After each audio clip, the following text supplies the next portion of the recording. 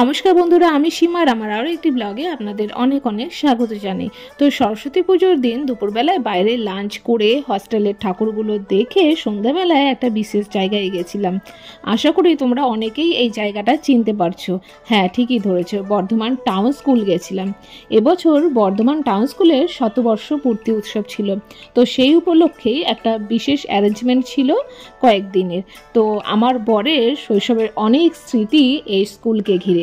তো বরের যেহেতু ছোটবেলার স্কুল, সেই উপলক্ষেই আমরাও গেছিলাম একটু ওই দিন। আর গিয়ে দেখি স্কুল প্রাঙ্গণের চারিটা দিক আলোতে ঝলমল ঝলমল করছে।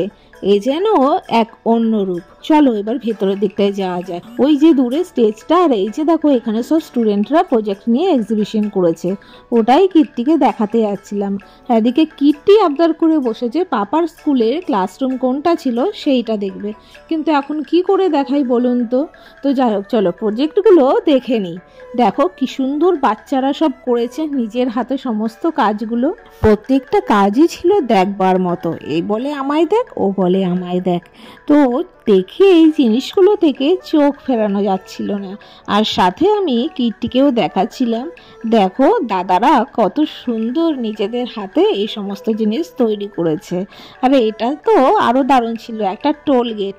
দেখুন কি সুন্দর ডেমো দিচ্ছিল স্টুডেন্টরা, আমার তো বেশ দারুণ লেগেছিল। চলো এবার একটু প্রজেক্টটার সম্বন্ধে শুনে নিই। দিনের বেলায় লাইটগুলো জ্বলবে না, সেন্সর লাগানো।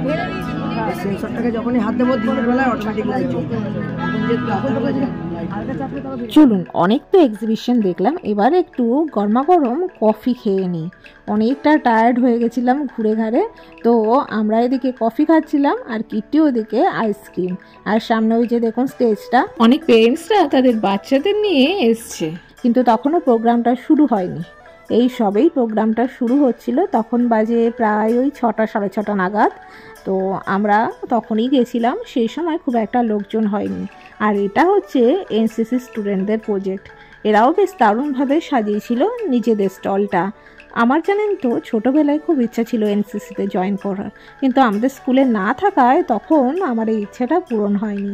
যাই হোক, এখন আস্তে আস্তে দেখছি লোকজন বাড়তে শুরু করেছে, কিন্তু আমাদের শরীর আর সাথ দিচ্ছিল না। আর কীর্তিও প্রচণ্ড টায়ার্ড হয়ে গেছিল, ওর ঘুম পাচ্ছিল।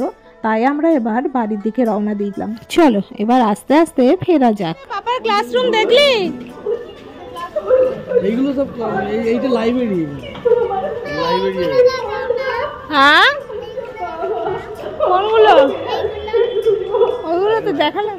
তো চলো, ভিডিওটা কেমন লাগলো জানিও কিন্তু, আর ভালো লাগলে অবশ্যই লাইক কমেন্ট শেয়ার করো আর ফলো করো।